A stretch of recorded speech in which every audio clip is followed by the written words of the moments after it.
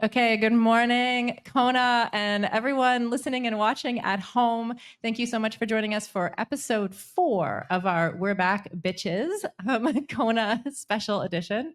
And we are here today. Kelly is back after having a bit of a rough day yesterday. Our team had a rough day yesterday. We had some food poisoning. We had some heat strokey. We had 3 of us went down in dominoes, but we're all standing today. So yeah, glad for that. Yes, that's right. I also want to be clear. I feel bad for all the people I then saw yesterday. I did not have an illness you would get. I promise. So don't worry. But we're back. We have Daniela today. Welcome. How do you like being here retired? Are you having fun? Yeah, definitely. I mean, it's actually more busy than when I was racing, but no, definitely enjoying it. A bit more relaxed, of course, and really looking forward to the race. Actually, I'm excited. I feel like a lot of joy, and I'm really looking forward to it. Tell me a little bit about what you've been doing in retirement. I've heard because Joanne Murphy normally hosts our podcast, and she says you guys had a lovely vacation. Yeah, I mean, we had some nice talk yesterday. We had the film premiere from my documentary at the Hoka stand and with Armen, and it was really special.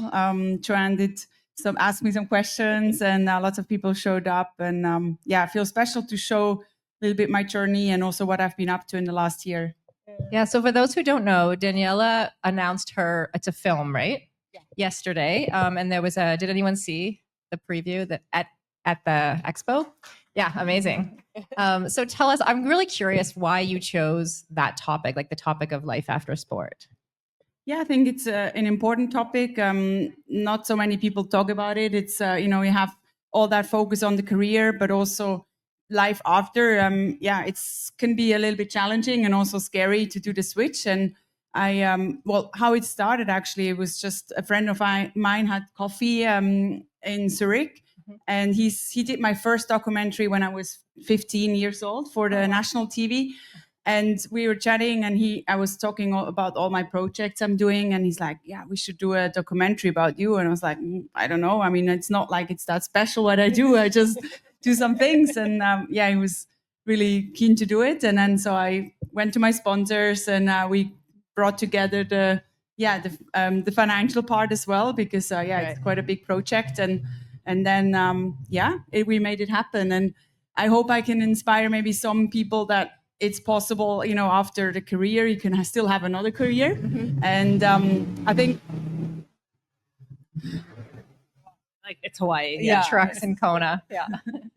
And I think I really enjoyed, being a professional athlete, but now I feel like I can put my energy in the projects I do.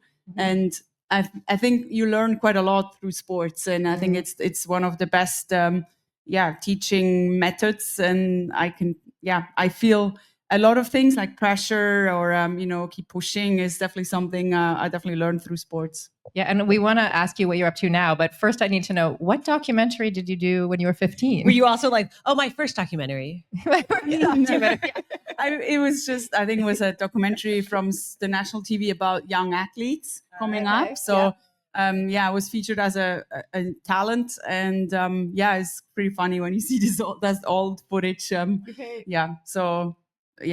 We became friends, and it's always good to do it with someone quite well. I feel it came out quite honest, and it was just natural. There was not one take we had to do again, so it was just through conversations and following me. I mean, he was kind of my shadow for 5 months or 6 months. So it's has been good.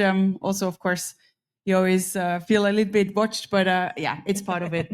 Right. I love some of the behind the scenes footage, you and your partner just having conversations in the kitchen and stuff like that. It's very real for anyone who wants to go watch it. It's going to be on YouTube. And so we will include a link in the show notes too. And then you were also telling me she rode her bike down, guys, from her Airbnb. And you're raffling this off too as one of your projects, right? I do, yes. So it's my last Kona bike. I raced with this bike in 2023. So the last time the women raced here. Very special bike to me because it's, the last piece of my career pretty much. And it feels definitely very special to me. But I thought, instead of putting it in some museum at the Feld headquarters, I wanted to share with a few, so you can take part of it and you can actually win this bike. So by going to viprice.org/reef, and all the money we raise is going towards my foundation. So we're supporting projects in Kenya. One is a hygiene project for young women, because hygiene products, for young women, because that's something. If they have their period, they can't go to school, so they miss every month. They miss 4 days of school, and it's something small, but it makes a huge impact. Yeah. Plus, also we feed 1,000 kids per day at lunch, which they are in the slums, and at the school they can get some food. So it's quite humbling to be there, and also really inspiring to see these kids. So you're doing a lot post athletic career, a lot more things. Yeah, I mean, the foundation I started already 3 years ago when my dad passed away. He married a Kenyan woman, my stepmom, and we went to visit Kenya. She's known this project for a long time, and she grew up in Nairobi. So it's good to have also the connections, what's happening, and have people on site to also check on if everything works fine. Whoa. That's great. Yeah. I was like, I'm just so impressed. I had like nothing else to say. Yeah. It's like, wow. The documentary films, you're raising money. What do you do for exercise these days? That's what I want to know about. Yeah, it's that was also quite an interesting process. I mean, first I said, I need actually no sport, but then I realized very fast that I need some exercise. So I started with half an hour a day, and that felt quite good. And then I realized I might need a little bit more than that.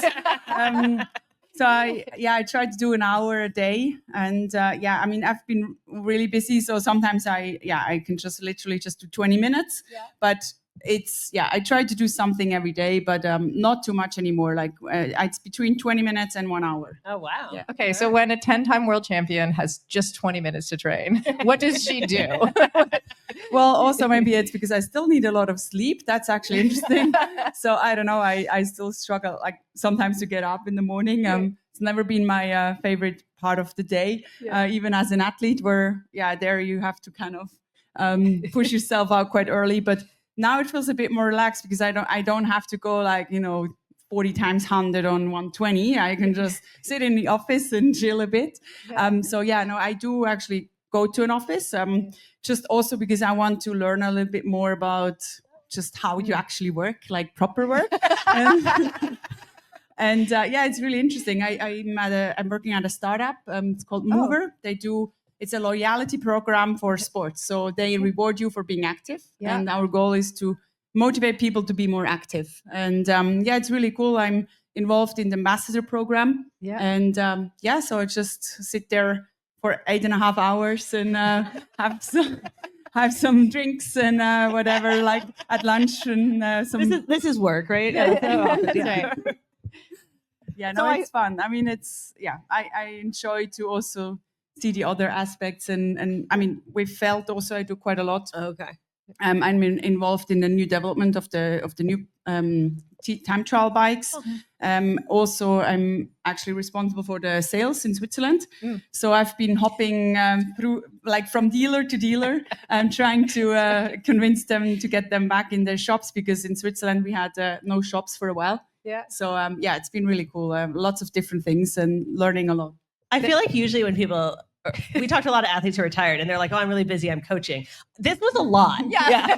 You have 12 jobs. Yeah, I have 12 jobs. I was going to ask you, if you're here, because there's the whole fear, do you miss it? Fear of missing out? Are you happy to not be racing? It sounds like you're happy to not be racing. Yeah, especially with my shape. I'm still, I would say, consider myself fit if you compare to normal people. I mean, everyone probably sitting here is not normal because we're all quite fit. But I think I'm happy that I had my best times, and I think for me of course it makes me excited to be here, but I don't feel like I'm missing out. I feel like I also am doing the best out of it, and just from a different side now. Okay. You still have the bike course record here. Are you like eyeing it this weekend? Are you like, oh, am I going to hold on to that, or is Taylor going to take it? I mean, if Taylor would take it, I'm so happy. She's definitely really amazing. I'm actually a fan of her. And also Solveig. I mean, she's on the new AI 2.0. So she's well. Let's see. I would be super happy if she has a great race as well. Yeah, we did want to talk about the race this weekend. I am sure you like have been following it. You know all of the players. We'll start at the top. How do you think it's going to play out? Do you think Lucy's just going to lead from the start? She will definitely lead the swim, or up there. Then she will lead on the bike as well. And yeah, I think it's going to be maybe a little bit harder for her than it was maybe 2 years ago, because I think the bike power we have in this field is really impressive. We have, also Lisa Pertier, Kat Matthews, but Lisa was actually catching up time or making up time on Kat in LMC, so she was really strong. And then, Laura Philipp, and then Taylor. There's so many really strong cyclists, so I think they're going to probably also work together, and there will be a lot of power from behind. But Lucy looks really fit. Seems like really focused, and I would have no idea who can win. I think there's 6 women who can win this race, or even more, maybe 8. I think Laura Phillips said it's going to come down to a sprint, and I didn't ask her who she thinks is going to be sprinting. So yeah, it is a big, like you said, a lot more firepower on the bike. How does it play out differently when you don't have, like men necessarily mixing in? Like 2 years ago, obviously we had an all women's race here, played out somewhat differently on the bike, right? Yeah, it's for the women, it's great to have their own race. I still think it's nice that we're going to have the men with us again, because I'm for inclusivity. So I still think it's actually nice to have everyone together. But I think I definitely celebrate the women, and the race of the women is going to be super, super interesting. So it's not like we need the men that the race is more interesting, not at all. But I think it's important that it's fair. And I think having men coming into the women's field, that's a problem. So I think, or I hope that, our men will make sure the gaps are big enough that the women have also their own race next year, even though it's all on the same day. But I think it's possible. Yeah.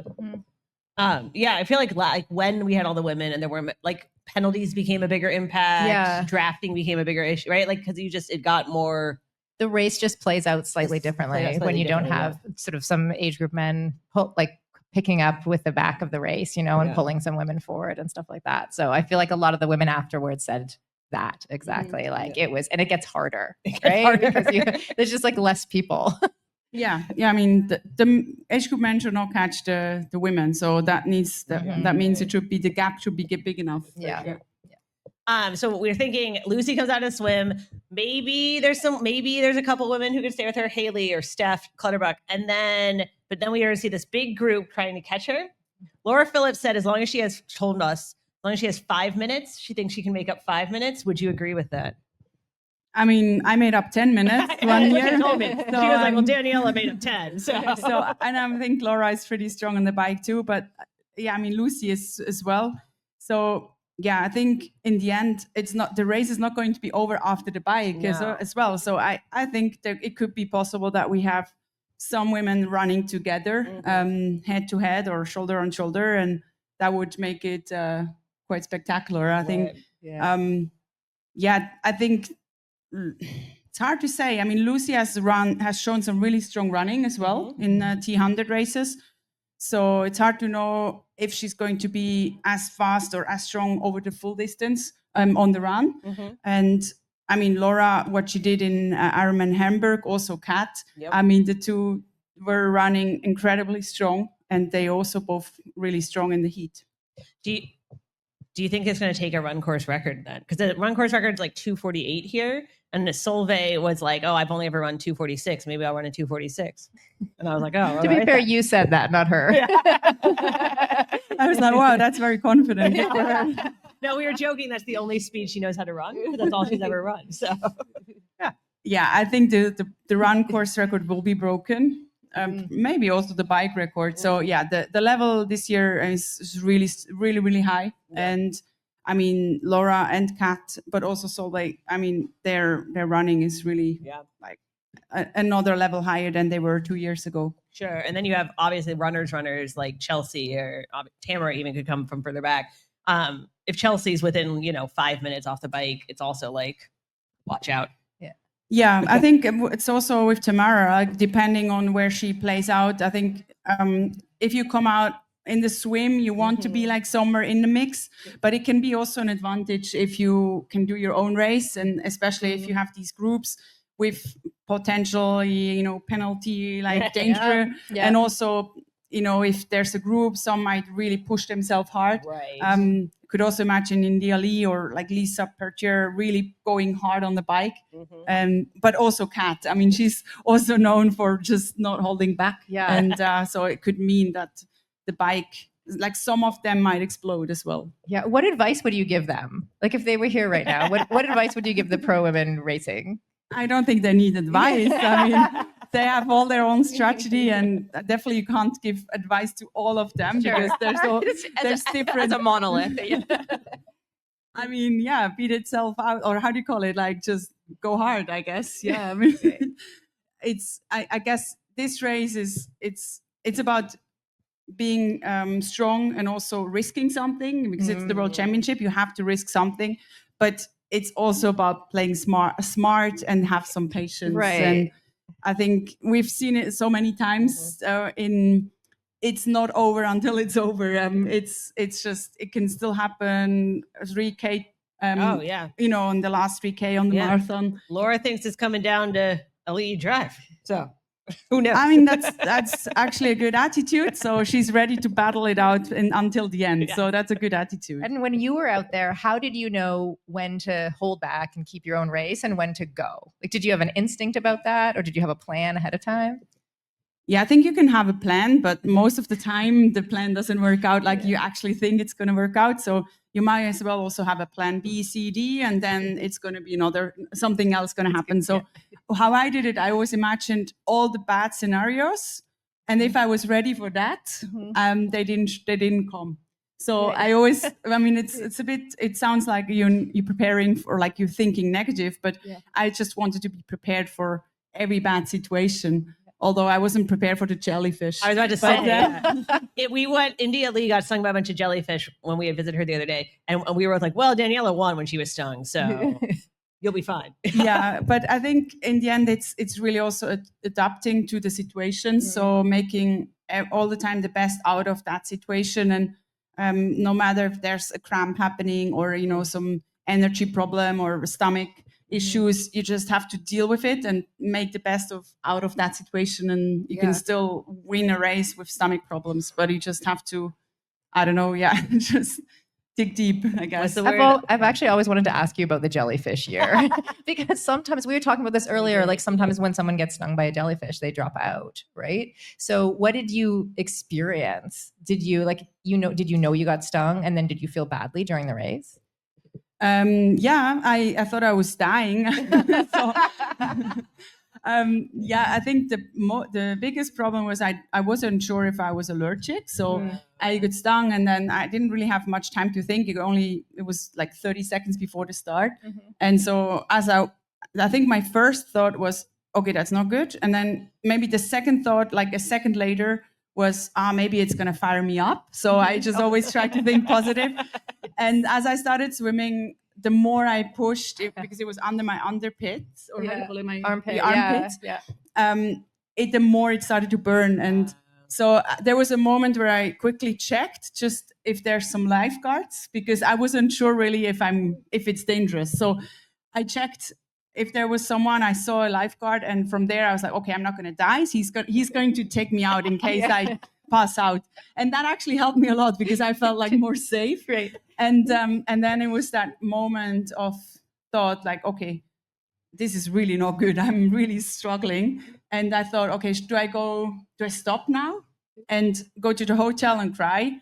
Or do I just try to keep going? And even if it takes 17 hours, just to honor the race. And it was that little moment where I decided, okay, no, I'm just going to try because my family's here. My coach put so much work in it. I put so much work in it. So I'm just going to try.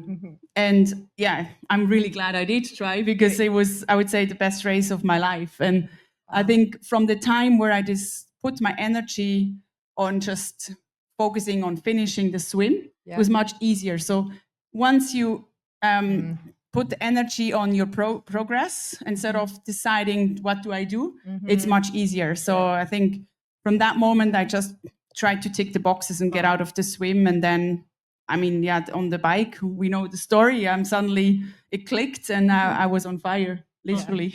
I love that. First, it's like, I'm not dying. Check. Finish the swim. Check. It's simple in a way.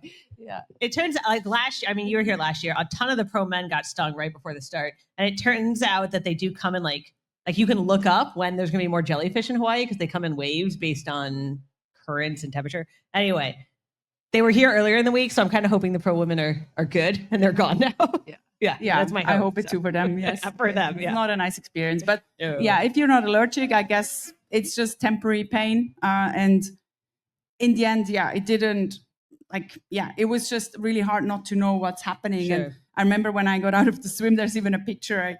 I checked my arms because I didn't know like how bad it was. I thought it was maybe like this thick, you know. Yeah. And when I saw that it's actually my arm was still there, and also it was not that bad.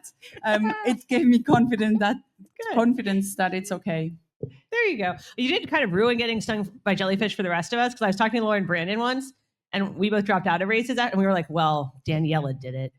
Why couldn't we?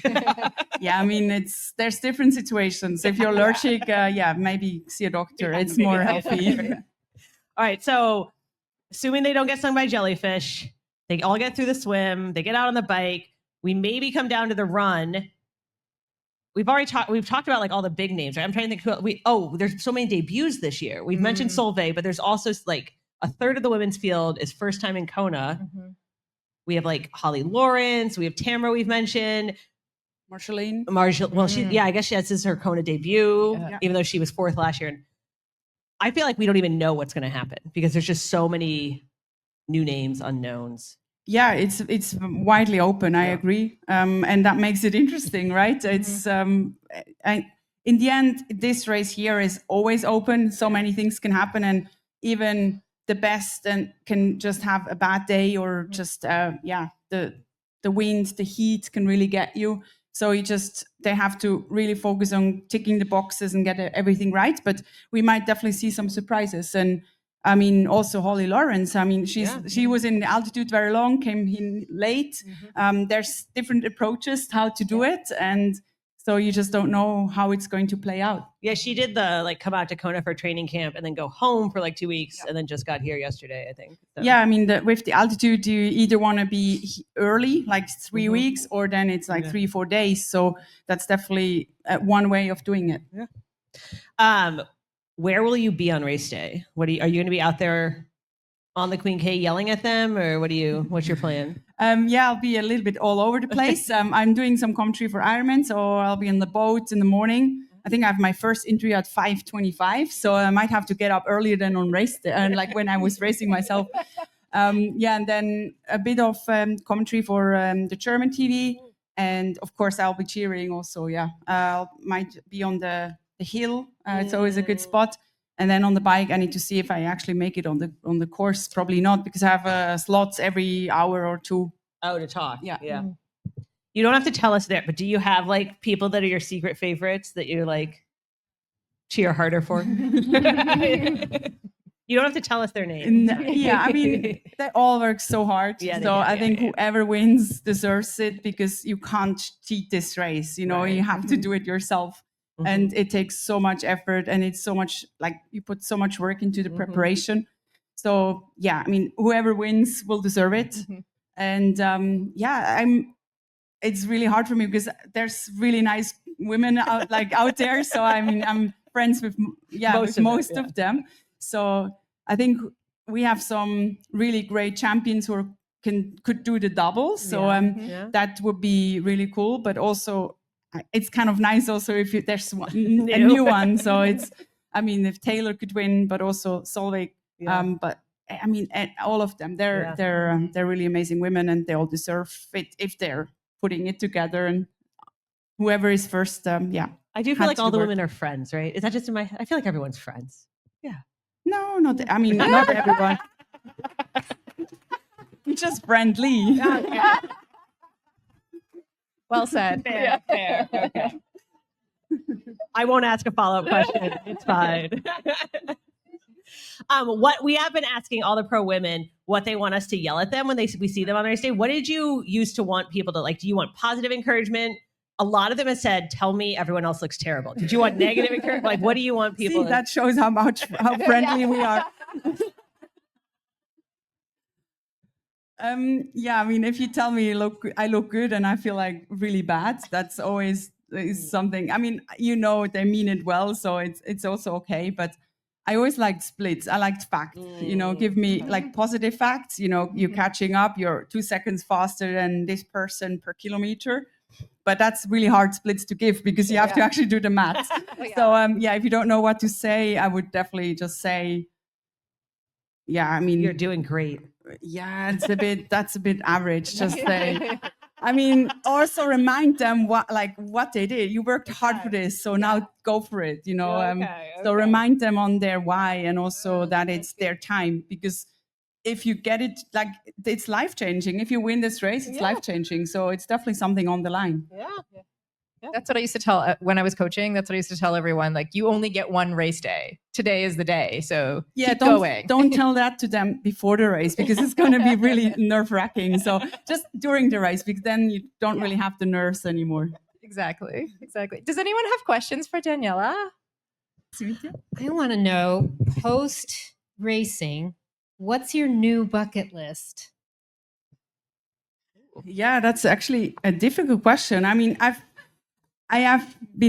lived all my life with goals, so I don't know. I really enjoy not to communicate them anymore, because that means I don't have the pressure of actually fulfilling them. So that's why I keep them to myself now. But yeah, I think in the end, it's really our bucket list. There's nothing I could. It's actually interesting. Like, often people ask me, what can you do now which you couldn't do before? And I think you can do most things also during the career. Just you have to watch the timing. So maybe not race week. You can do different things too when you are on holiday. So there's not really one bucket list I need to tick. Although next week I'm going to Oahu and I'm going to try to do surfing. So maybe I can end that. Yeah. Oh, no pressure. Yeah, no pressure. There I don't feel pressure. I don't. Well, good luck. Thank you. Any other Anyone questions else? for Daniela? Did you go to the parade? I remember your last year, you were like, I want to go to the Parade of Nations when I'm not race week. Have you been to the Parade of Nations now? No, I actually couldn't make it. I think was it yesterday, right? Yeah, I think so. Yeah, I was having yesterday. I didn't have 1 second, so I think I was at the interview or somewhere. Yeah. All right. I have one last question about being a Swiss athlete, because come on over if you have a question. Yeah. Because in Switzerland, you have such an amazing tradition of champions, right? Like, do people recognize you in the grocery store and stuff like that? In Switzerland or in Kona? In Switzerland. Okay. Yeah, in Kona they do, but in Switzerland, no. No, it depends. I mean, yeah, sometimes, of course, you get recognized in the restaurants or wherever, but the Swiss are quite, careful. They just like, oh, do you see the race?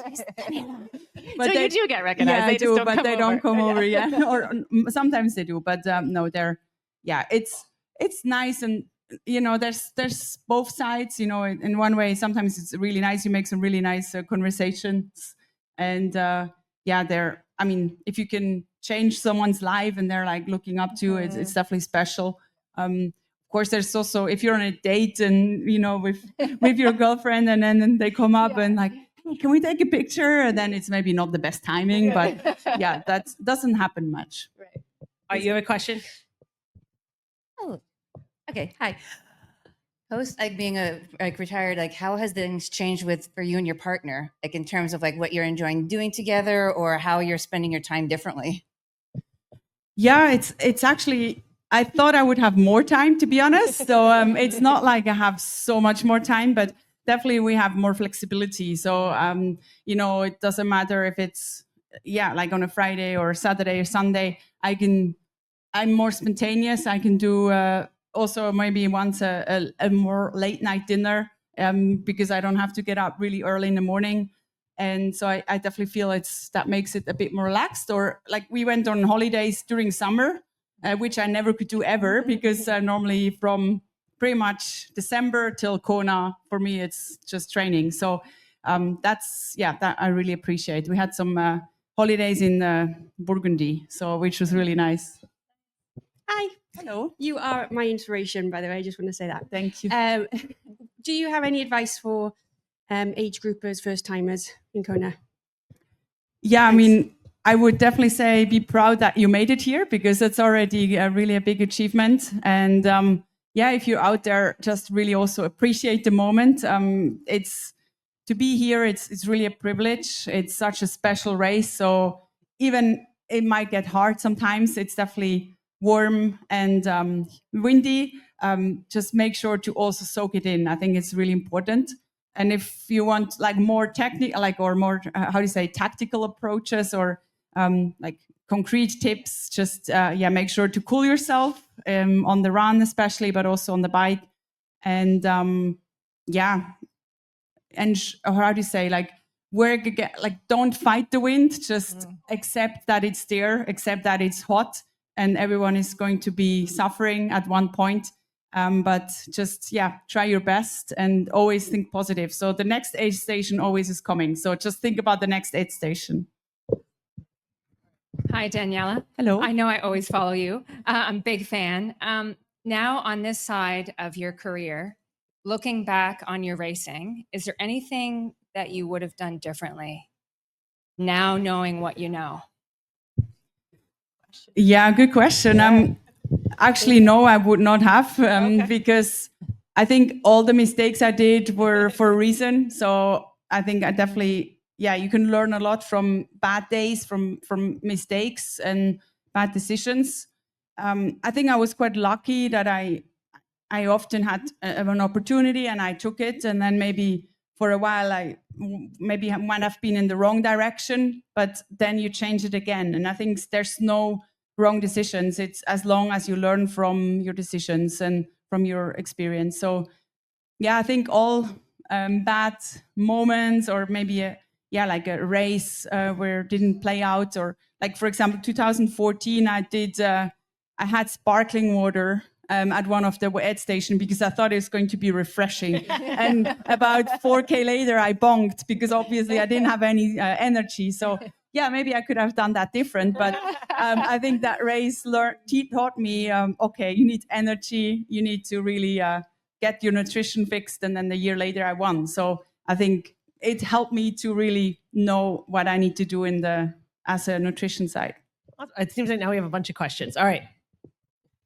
Hello. Hello. I was wondering if there's any triathletes, professionals that you wished you had had the opportunity to race with that came before you and retired before you started. I mean, I'm not sure. They were all really good. So I don't know. I mean, of course, Paula, but also not. I mean, I had the pleasure or the privilege to race Natasha, which I'm really glad. She was also a little bit my inspiration, and she sets also a little bit the standard. Yeah, also in Switzerland, she was very famous. And then Chrissy, I never raced against, but I don't know. I would have been scared from her, I think. So she was very strong. So I think I was lucky to have a few different phases, like Natasha. Then I could race Rini, but I mean, I'm not a fan of what if and could I have or whatever. So I'm glad who I could race, but definitely look up to all the legends before me. So is there anybody now that you wish you any of the new people that we've been talking about? No. I mean, because they're so strong. So I'm really glad I don't have to anymore. Were there you had a question? Here, come all the way up so we don't mess up the microphone. I'm wondering, as you retired and stepped away from professional racing, has that been any kind of identity struggle for you or anything? Like, how have you coped and managed with that, just with moving away from competition? Yeah, it's actually the first sentence of of the documentary. It's interesting. I didn't feel, or I don't feel, my identity changed at all, because I never only identified as an triathlete. I always identified as myself and as Daniela or Dana. Like in Swiss German, they call me Dana. And so for me, I had my friends, they're not all in triathlon. And I think that really helped me a lot to have also a circle outside of just triathlon. And I think, triathlon was a huge part of me and still is, but I never identified myself only as I'm an athlete. I felt I was doing sport, but I didn't identify as just as I do only this, which is helpful now. Yeah, definitely. And also I think the surrounding, like having friends. I have a lot. My best friends are from triathlon, so the two best friends, but then I also made really good friends in school, and which was not a sports school, which helps because now, every time when I raced, I came home, I didn't have to talk about my races, and I always really appreciated that. So I could just talk about my life or whatever. They just asked, how was Hawaii? And I said, yeah, it was nice, good weather. And they didn't ask me about the race. So I think that's really helpful to have that surrounding and friends who kind of keep you grounded, but also keep your life next to the sport also, as you have a life next to the sport as well. How was Hawaii? Oh, it was all right. Got stung by a jellyfish. Yeah. Any other questions? All right, here. I have a selfish question, if you can indulge me for 2 seconds. This is my wife's first Kona, and you are her favorite athlete, especially coming out and being proud, just really an idol she looks up to. Her dad is also a Kona athlete, and he was unfortunately training here yesterday and got in a really bad bike crash. He had to get airlifted to Honolulu, and he's in surgery right now. No. Would you be able to take a video if she chooses to race to say good luck? Yes, of course. Sorry about this. Oh, don't do me, do Danielle. No, we did it together. So Here, here. You want to do it? yeah. Okay. What's his name? I'll take it. Megan and John. So John and Megan. John, Megan. Okay, and Megan is racing. Yes, Okay. first Kona. Hey Megan and hi John. John, I hope you're well. All the best and good recovery. And Megan, you have the best support here, so she's going to cheer for you, and good luck for the race. Thank you. Thank you. Thank you so much. I hope everyone's okay. Thank you very much for doing that and for coming. And thank you everybody for coming. Thank you everybody for listening. Hopefully, please stay safe out there. And hopefully everybody has a little inspiration now for Saturday. Yay. Yeah. And quick thank you to our sponsors. We have Wahoo, who is offering a free $300 fan if you purchase their Kicker Run. Treadmill. Their Yep. treadmill. Everybody loves their treadmill. That's true. And then we have Hedda's, the women's specific shoes that are also offering 20% off. And we have Lever Movement that a lot of the pros are using to kind of offload a little bit in their run training. And they also are offering 25% off just until Sunday, just for us here in Kona. And on Sunday, we will be with Daniela again at a post-race reflections brunch. Taylor, Daniela, Gwen, joint with Hoka at Papa Kona's, RSVP for that. Just come and celebrate your race. So what will you what would you tell everybody? I know someone asked for advice, but to close this out, what would you tell everybody racing on Saturday? They have one more day to go.